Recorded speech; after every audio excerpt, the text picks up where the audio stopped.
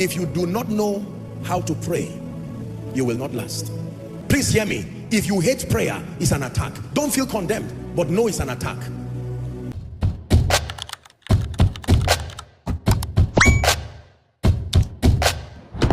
Bonjour, bonjour, j'espère que tu vas bien. Alors ce jour, je suis inspiré à partager un contenu spécial avec toi de l'apôtre Joshua Selman sur la prière. Qu'est-ce que la prière? Comment devrions-nous prier? De quoi avons-nous besoin pour réellement prier? Alors je te propose de suivre cet élément avec moi et je reviendrai très sûrement pour t'en dire plus. À bientôt, tout à l'heure.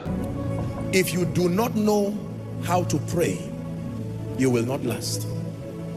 There is a dimension of strength that survives the winds of life that is generated within you when you pray.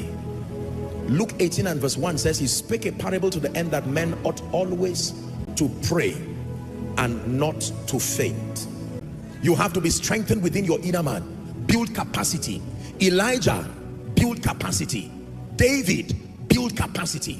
Abraham, build capacity. No matter who you are, build capacity and build it early.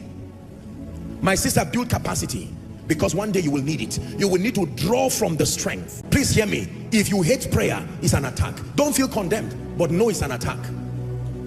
You wake up in the night, open up your notebook where God has spoken to you.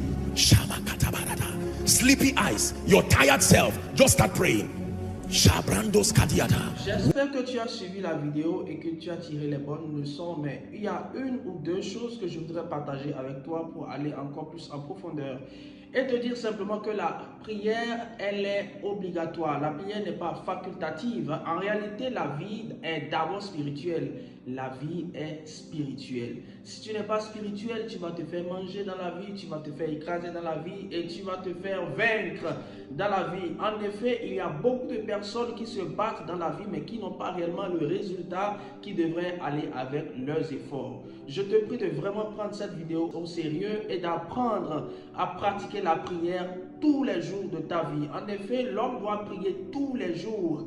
Pas seulement tous les jours, mais Jésus allait jusqu'à dire que l'homme doit prier sans cesse.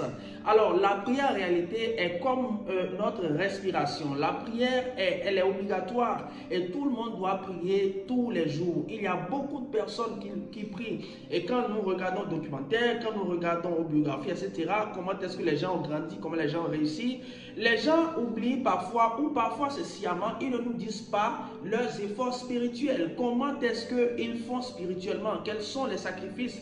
Mais ils vous montrent simplement qu'ils se lèvent le matin, ils travaillent dur, ils font ceci dur, mais il y a toujours quelque chose de spirituel. Et voilà, c'est l'exemple de Daniel et même des trois amis de Daniel. Leur véritable secret était la prière. Daniel, la Bible pouvait nous expliquer que Daniel priait 3 fois par jour.